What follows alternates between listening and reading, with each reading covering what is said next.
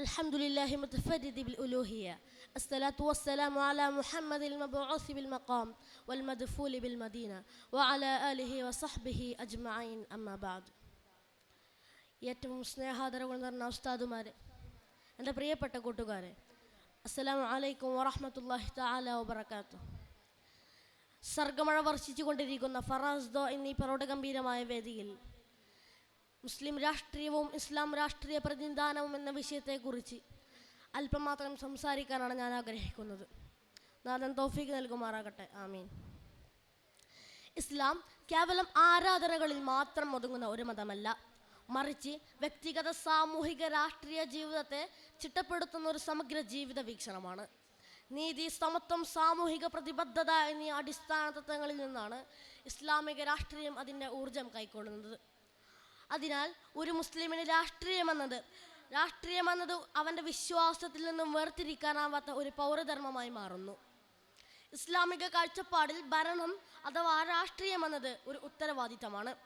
അധികാരം ഒരിക്കലും ലഹരിയാവരുത്. സമൂഹത്തിൽ നീതിയും സമാധാനവും സ്ഥാപിക്കുക, ദുർബലരെ സംരക്ഷിക്കുക, അഴിമതിയെ ഇല്ലാതാക്കുക എന്നിവയാണ് ഒരു ഭരണകൂടത്തിൻ്റെ അടിസ്ഥാന ധർമ്മങ്ങൾ. പ്രവാചകന്റെ ജീവിതവും ആദ്യകാല മുസ്ലിം ഭരണകൂടങ്ങളുടെ ചരിത്രവും ഈ തത്വങ്ങളെയാണ് ഉയർത്തിപ്പിടിച്ചത്. ഒരു മതേതര ജനാധിപത്യ രാജ്യമായ ഇന്ത്യയിൽ ഈ തത്വങ്ങൾ മുസ്ലിങ്ങളെ രാജ്യത്തിൻ്റെ പൊതുധാരയിൽ ക്രിയാത്മകമായി ഇടപെടാനും പ്രേരിപ്പിക്കുന്നു. സ്വന്തം സമുദായത്തിൻ്റെ മാത്രം താല്പര്യങ്ങൾക്കപ്പുറം രാജ്യത്തിൻ്റെ പൊതുവായ പുരോഗതിക്കും നീതിക്കും വേണ്ടി പ്രവർത്തിക്കുക എന്നതാണ് ഇസ്ലാമിക രാഷ്ട്രീയം എന്നതുകൊണ്ട് അർത്ഥമാക്കുന്നത്. ഇസ്ലാമിക രാഷ്ട്രീയ പ്രാതിനിധ്യം എന്നത് ന്യൂനപക്ഷ അവകാശ സംരക്ഷണത്തിന് അനിവാര്യമാണ്.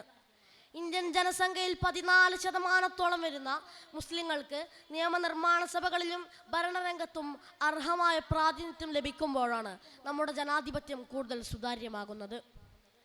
പ്രാതിനിധ്യം കേവലം സീറ്റുകളുടെ എണ്ണമല്ല, മറിച്ച് മുസ്ലിം സമുദായത്തിൻ്റെ വിദ്യാഭ്യാസപരമായ പിന്നോക്കാവസ്ഥ, സാമ്പത്തിക പ്രശ്നങ്ങൾ, സാംസ്കാരിക ആവശ്യങ്ങൾ തുടങ്ങിയവ ദേശീയ തലത്തിൽ ശ്രദ്ധിക്കപ്പെടുന്നതിനും പരിഹരിക്കപ്പെടുന്നതിനും ഇത് വഴിയൊരുക്കുന്നു. പ്രാതിനിധ്യം കുറയുമ്പോൾ ന്യൂനപക്ഷത്തിൻ്റെ ശബ്ദം ദുർബലമാവുകയും പൊതുനയ രൂപീകരണത്തിൽ അവരുടെ പങ്കാളിത്തം നിഷേധിക്കപ്പെടുകയും ചെയ്യുന്നു.